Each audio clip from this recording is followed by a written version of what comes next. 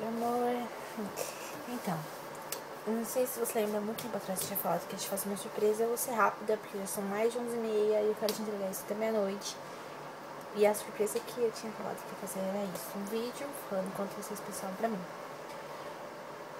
E agora, né, te dando parabéns em você. A primeira coisa que vem na minha cabeça quando eu tô pensando em você é tipo, cara, olha o quanto ele me ajudou. Por mais pequena que seja a coisa por qual eu tava sofrendo, você tava lá, você me ajudava, você me apoiava quando tava certa, brigava comigo quando eu tava errada, quando eu falava besteira, você sempre foi sincero comigo, isso me ajudou muito, isso me ajudou a ser mais sincera, a parar de mentir, isso me ajudou a seguir o caminho certo, e eu acho que é isso, você é muito mais, você foi, e eu acredito que sempre vai ser, muito mais seu namorado, você é pai, você é irmão quando precisa ser, você é melhor amigo quando você precisa ser, e você é o cara mais sarado do mundo quando precisa ser. E eu só espero que tudo que a gente sonha, tudo que a gente espera se realize.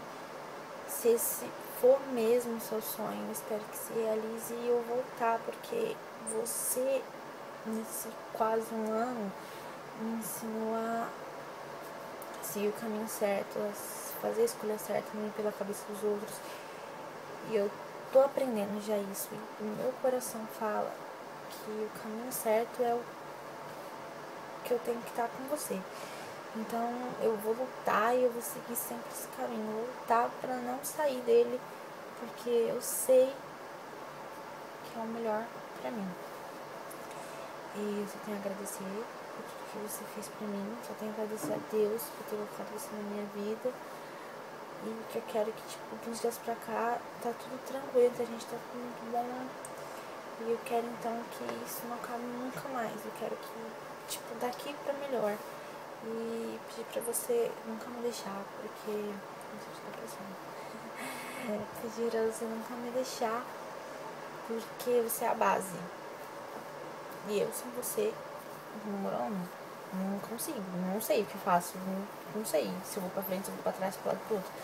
Você sabe que quando eu tô com saudade eu já fico perdido, imagina sem você. Sem você, não quero nem pensar, eu não quero nem sentir mais. Não quero mais. Eu quero daqui pra frente, eu sempre com você. Eu quero no dia 12 estar com você. Eu quero daqui um ano, quando você estiver fazendo 22 anos, estar com você. Eu quero estar com você pra sempre. E é isso, amor. Eu te amo. Você é tudo pra mim.